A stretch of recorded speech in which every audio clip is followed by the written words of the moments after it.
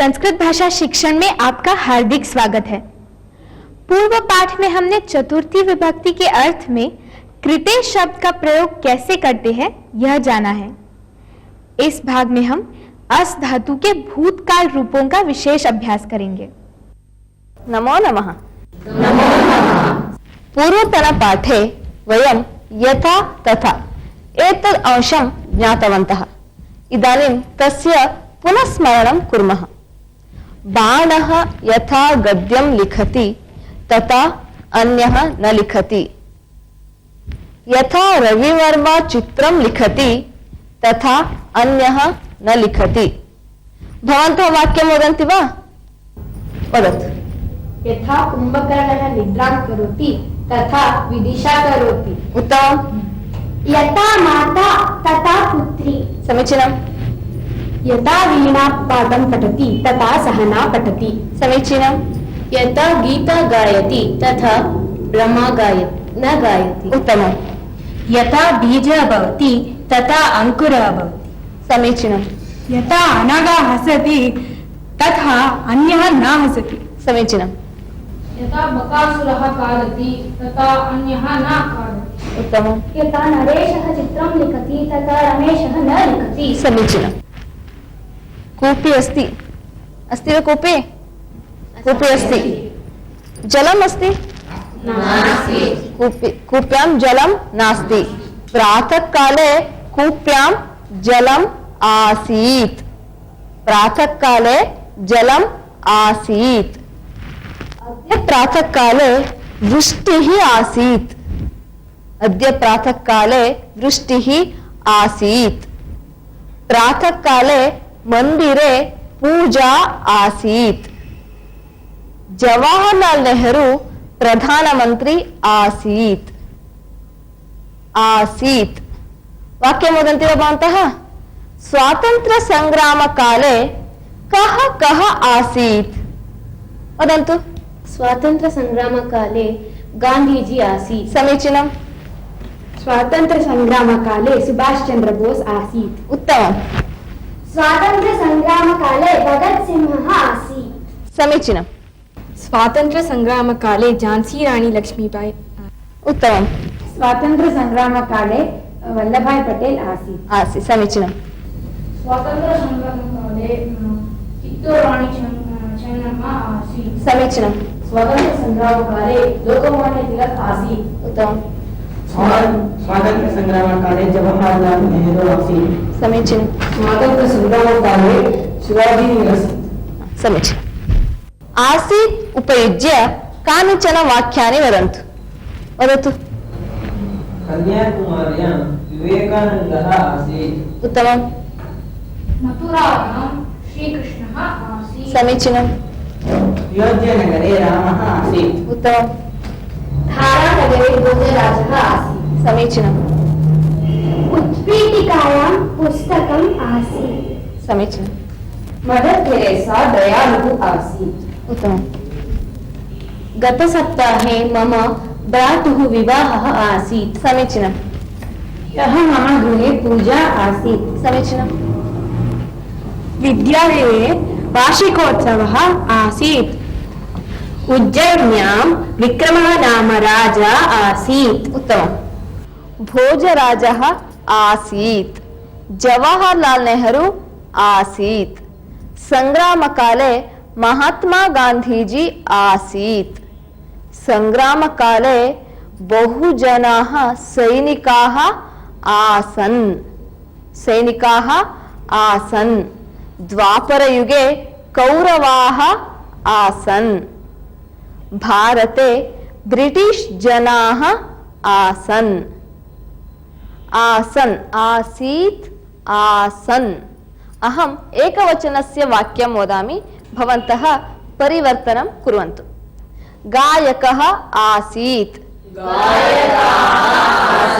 नायकः आसीत्। कविः आसीत्। पंडितः आसीत्। बालिका आसीत्। महिला आसीत्। बालकः आसीत् चित्रकारः आसीत् नटः आसीत् नटी आसीत् इदानीं गणद्वयं कुर्मः अत्र एकवचने वदन्ति अत्र बहुवचने परिवर्तनं कुर्वन्ति अत्र एकवचने वदन्ति तत्र बहुवचने परिवर्तनं कुर्वन्ति आरम्भं कुर्मः अत्र वदन्तु मर्कटः आसीत् समीचीनं कविः आसीत् कवयः आसन् मूर्खः आसीत् घटी आसीत् घटयः आसन् नर्तकः आसीत् समीचीनम् इदानीम् आसन् उपयुज्य वाक्यं वदन्ति वा वदन्तु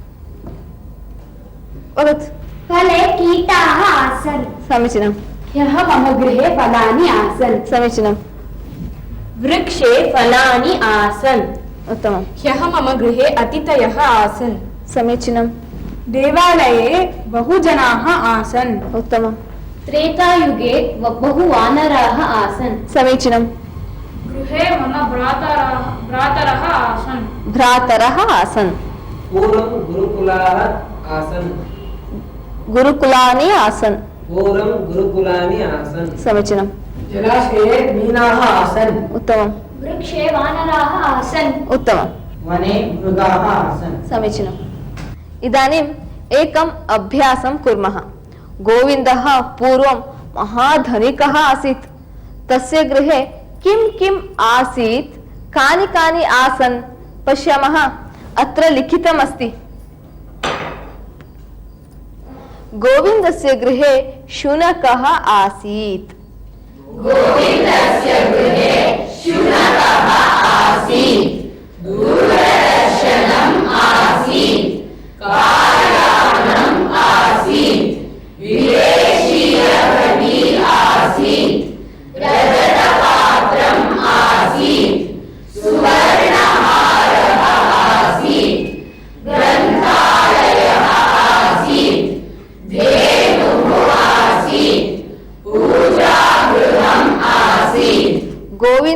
गृहे सेवकाः आसन्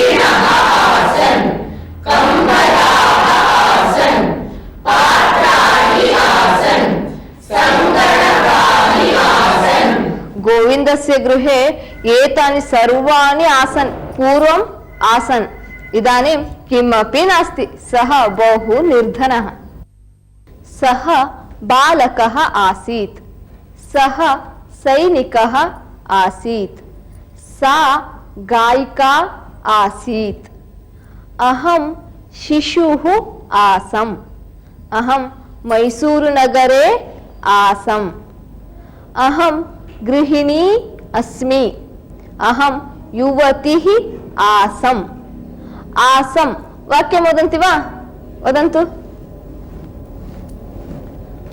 अहं गतसप्ताहे मैसूरुनगरे आसम् उत्तमम् ह्यः अहं देवालये आसम् समीचीनं ह्यः अहं ग्रन्थालये आसम् समीचीनं परह्यः अहं महाराष्ट्रे आसम् उत्तमं प्रातःकाले अहं गृहे आसम् समीचीनम् अहं प्रातःकाले शालायाम् आसन् समीचीनं प्रातःकाले अहं देवालये आसम् उत्तमं गतवर्षे अहम् आपणिकः आसन् समीचीनम् अस धातु के भूतकाल के प्रथम पुरुष और उत्तम पुरुष के रूपों का ज्ञान आपको अभी हुआ होगा। था और थे इस अर्थ में इनका प्रयोग होता है। इदानीम् एकम् अभ्यासं कुर्मः अहं वर्तमानकाले वाक्यं वदामि, भवन्तः भूतकाले परिवर्तयन्तु। अहं गायिका अस्मि, अहं गायिका आसम्। एवं अहं बालकः अस्मि, अहं चतुरः अस्मि, अहं पंडिता अस्मि,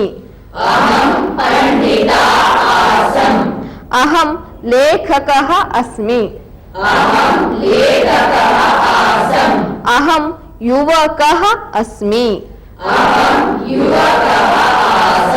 अहं दुष्टः अस्मि। उत्तमम्। इदानीम् अन्यम् अभ्यासं कुर्मः। अहम् एकैकम् उद्दिश्य भवती आसीत्, भवान् आसीत् वदामि, भवन्तः अहम् आसम् वदन्तु। भवती चतुरा आसीत्, अहं चतुरा आसम्। उत्तमम्। भवती बुद्धिमती आसीत्, अहं बुद्धिमती आसम्। उत्तमम्। भवती सुन्दरी आसीत्, अहं सुन्दरी आसम्। समीचीनम्। भवती चटुला आसीत्, अहं चटुला आसम्। उत्तमम्। भवान् शिशुः आसीत्, अहं शिशुः आसम्। समीचीनम्। भवान् चञ्चलः आसीत्, अहं चञ्चलः आसम्। उत्तमम्। भवान् स्थूलः आसीत्, अहं स्थूलः आसम्। समीचीनम्। भवान् नायकः आसीत्, अहं नायकः आसम्। उत्तमम्।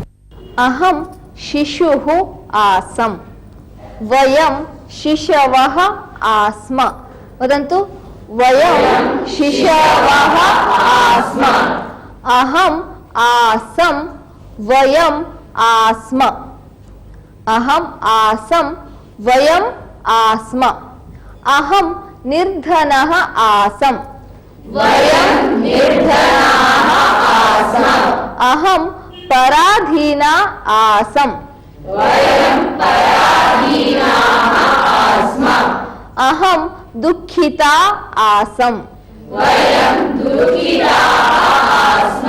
अहं निश्शक्तः आसम्, वयं निश्शक्ताः आस्म। अहं दुर्बलः आसम्, वयं दुर्बलाः आस्म। समीचीनम्। वयम् आस्म। एकैकः वाक्यं वदन्ति वा? वदतु। वयं मूर्खाः आस्म। उत्तमम्। वयं वानराः आस्म। समीचीनम्। वयं निश्शक्ताः आस्म। उत्तमम्। वयं चटुलाः आस्म। समीचीनम्। वयं दुष्टाः आस्म। उत्तमम्। वयं मर्कटाः आस्म। उत्तमम्।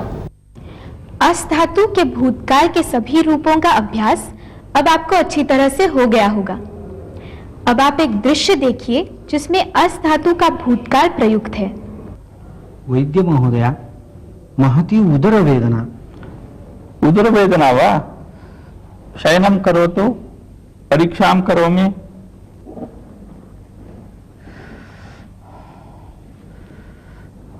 अत्र वा? न, अत्र वा? किञ्चित् उपरि। अत्र वा? हा, तत्र। जातम्। उपविशतु।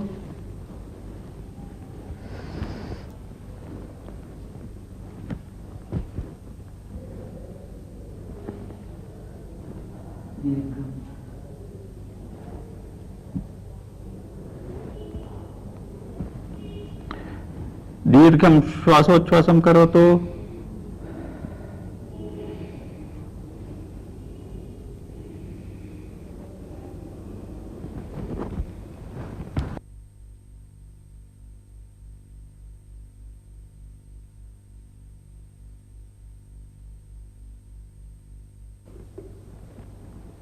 ह्यः उदरवेदना आसीत् वा? न, ह्यः उदरवेदना नासीत्। अहं स्वस्थ एव आसम्। अद्य प्रातः? अद्य प्रातः अपि नासीत्। अपराह्णे प्रारब्धम्। तदा किं कृतवान् भवान्? मम समीपे काश्चन गुलिकाः आसन्, ताः सर्वाः खादितवान्। कति गुलिकाः? 5 गुलिकाः, ताः सर्वाः खादितवान्। भवादृशाः मूर्खाः पूर्वमपि अत्र आगताः आसन्। जानातु, वैद्यस्य परामर्शं विना औषधसेवनम् अपायकरम्। पुनः कदापि एवं न करोतु। एतद् औषधं स्वीकरोतु। तथैव भवतु।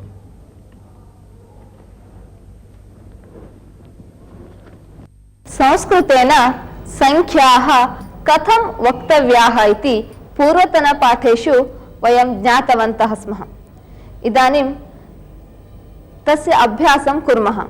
एवं 1 2 3 4 5 6 7 8 9 10। यथा 1 2 3 4 5 6 7 8 9 10। इदानीं संख्यायाः एकम् अभ्यासं कुर्मः। कङ्कतम् अस्ति। 1 कङ्कतम् अस्ति। कार्यानम्। 1 कार्यानम् अस्ति। पुस्तकम्। 1 पुस्तकम् अस्ति। दन्तकूर्चः। 1 दन्तकूर्चः। 1 दन्तकूर्चः। सुधाखण्डः। 1 सुधाखण्डः। दण्डः। 1 दण्डः। चमसः। 1 चमसः। पत्रिका। 1 पत्रिका। 1 पत्रिका। संचिका। 1 संचिका। दूरवाणी। 1 दूरवाणी। कर्तरी। 1 कर्तरी। अंकनी। 1 अंकनी। अहं भिन्न भिन्न शब्दान् वदामि। भवन्तः तत्र 1 एकं 1 योजयन्तु। बालकः। 1 बालकः। युवकः। 1 युवकः। दण्डदीपः। 1 दण्डदीपः। बालिका। 1 बालिका। मापिका। 1 मापिका। लेखनी। 1 लेखनी। उपनेत्रम्। 1 उपनेत्रम्। कङ्कणम्। 1 कङ्कणम्। मम गृहे एकः बिडालः अस्ति। भवतां गृहे 1 एकं किं किम् अस्ति वदन्तु। गणेशः वदतु। मम गृहे 1 कार्यानम् अस्ति। उत्तमम्। मम गृहे 1 दूरदर्शनम् अस्ति। समीचीनम्। मम गृहे 1 गणकयन्त्रम् अस्ति। मम गृहे 1 शुनकः अस्ति। उत्तमम्। मम गृहे एकः सुवर्णहारः अस्ति। मम गृहे एकः स्यूतः अस्ति। समीचीनम्। मम गृहे 1 उत्पीठिका अस्ति। उत्तमम्। यह आप जान गए होंगे कि संख्या में भी लिंग भेद है।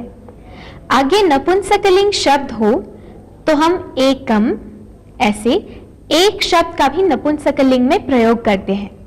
जैसे एकम पुस्तकम, एकम गृहम।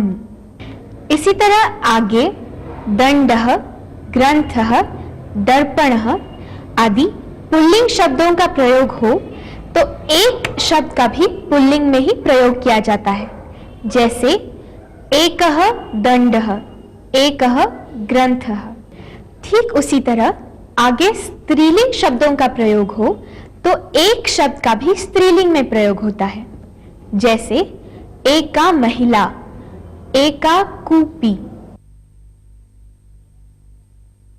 वयम् इदानीम् एकं सुभाषितं शृणुमः। आचार्यात् पादमादत्ते पादं शिष्यस्वमेधया पादं सब्रह्मचारिभ्यः पादं कालक्रमेण च आचार्यात् पादमादत्ते पादं शिष्यस्वमेधया पादं सब्रह्मचारिभ्यः पादं सब्रह्मचारिभ्यः पादं कालक्रमेण च पादं कालक्रमेण च। इदानीं श्रुतस्य सुभाषितस्य तात्पर्यम् एवम् अस्ति। एकः छात्रः संपूर्ण ज्ञानप्राप्तिसमये प्रकारचतुष्टयेन ज्ञानं प्राप्नोति। प्रथमपादभागम् आचार्यात् प्राप्नोति, पुनः पादभागं स्व अध्ययनेन प्राप्नोति, पुनः पादभागं सतीर्थैः सह विचारविनिमयेन चिन्तनेन च प्राप्नोति, पुनः पादभागं कालक्रमेण प्राप्नोति। एवं छात्रः संपूर्णं ज्ञानं प्राप्नोति। इस सुभाषित का अर्थ है कि एक शिष्य अपने शिक्षक से केवल 1/4 भाग विद्या ही प्राप्त करता है, 1/4 स्वबुद्धि से, 1/4 अपने सहपाठियों से और शेष 1/4 कालक्रम से प्राप्त करता है। पूर्वं रायगढ़दुर्गम् आसीत्। शिवाजी महाराजः तस्य पालनं करोति स्म। एका महिला आसीत्, सा प्रतिदिनं क्षीरविक्रयणं करोति स्म। रायगढ़दुर्गस्य अन्तः आगत्य क्षीरविक्रयणं करोति स्म। तस्याः लघुपुत्रः आसीत्। तं गृहे त्यक्त्वा दुर्गस्य अन्तः आगत्य क्षीरविक्रयणं करोति स्म। प्रतिदिनम् अन्धकारात् पूर्वं क्षीरविक्रयणं समाप्य बहिः आगच्छति स्म। एकस्मिन् दिने सा क्षीरं विक्रयणं कुर्वती आसीत्। तदा विलम्बः जातः, अन्धकारः जातः। यदा महिला क्षीरविक्रयणं समाप्य द्वारसमीपम् आगतवती तदा दुर्गस्य द्वारं पिहितम् आसीत्। सा तद्दृष्ट्वा रक्षकभटम् उक्तवती, कृपया द्वारम् उद्घाटयतु, मम शिशुः गृहे अस्ति। रक्षकभटः द्वारम् उद्घाटयितुं निराकृतवान्। पुनः सा महिला प्रार्थितवती, रक्षकभटं सा प्रार्थितवती, कृपया उद्घाटयतु, अहं बहिः गच्छामि, गृहे मम लघु शिशुः अस्ति, तस्मै भोजनं दातव्यम् अस्ति, कृपया उद्घाटयतु, भवान् किमर्थं न उद्घाटयति? सा पृष्टवती। रक्षकभटः उक्तवान्, शिवाजी महाराजस्य सूचना अस्ति, अन्धकारस्य अनन्तरं द्वारस्य उद्घाटनं न करणीयम् इति। तद् श्रुत्वा सा महिला दिग्भ्रान्ता जाता। अहम् इदानीं गृहं कथं गच्छामि? सा तत्रैव मार्गस्य अन्वेषणं कृतवती, सर्वत्र अटितवती। एकत्र दुर्गस्य भित्तिः शिथिला आसीत्। सा महिला भित्तिम् आरूढवती, पार्श्वे एकः वृक्षः आसीत्। वृक्षस्य शाखां गृहीत्वा कुल्याम् उत्तीर्य सा कथमपि दुर्गात् बहिः आगतवती। अनन्तरदिने शिवाजी महाराजः एतां वार्तां श्रुतवान्। सः तां महिलाम् आहूतवान्। तां सः पृष्टवान्, भवती कथं गतवती? तदा सा उक्तवती, अहं किमपि न जानामि। तदा मम कर्णयोः केवलं मम शिशोः क्रन्दनं श्रूयते स्म। अहं कथमपि दुर्गात् बहिः गतवती। तच्छ्रुत्वा शिवाजी महाराजः सन्तुष्टः अभवत्। तस्यै महिलायै सः पारितोषिकं दत्तवान्। कथायाः अर्थः ज्ञातः? धन्यवादः। नमो नमः।